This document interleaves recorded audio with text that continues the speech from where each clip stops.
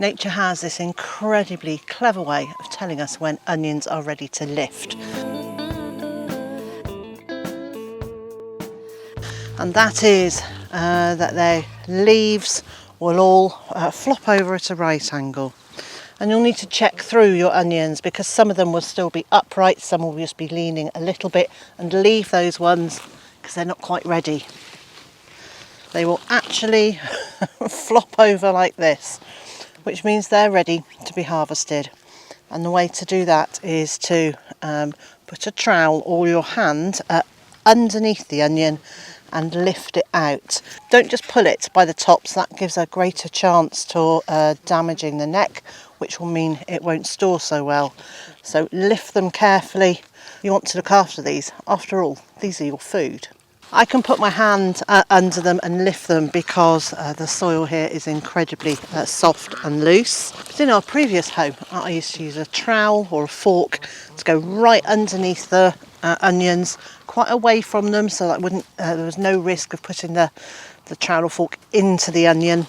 So the next stage for your onion harvest is to dry them off a little bit, and you want to store them upside down like this on a rack in a dry place for about a couple of weeks, or maybe even a little longer, and the skins will go brown and they'll be ready to either store in a basket or to string up.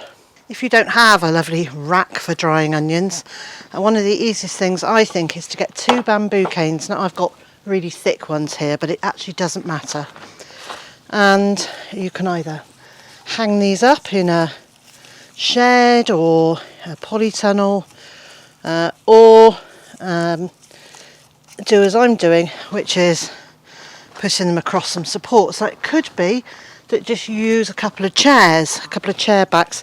Don't necessarily use your ones from your kitchen or dining room, because you might not win any brownie points that way.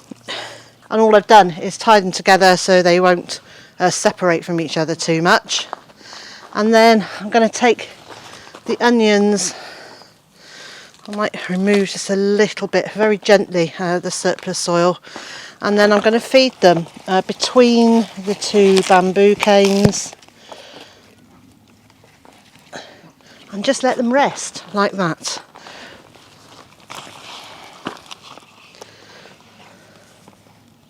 If you have the room, space your onions out a bit so that there's plenty of air circulation.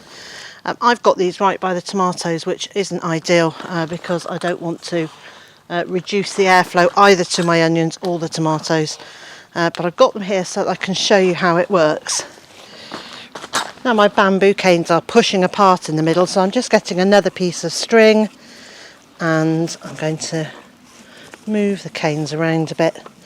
I'm going to tie them up just so that they don't part any further. I'm sure that they're not trapping any onions.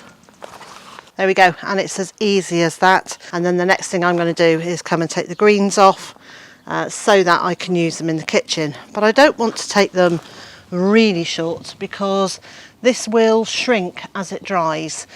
So I'm going to leave a good 4 to 6 inches and then take the leaves.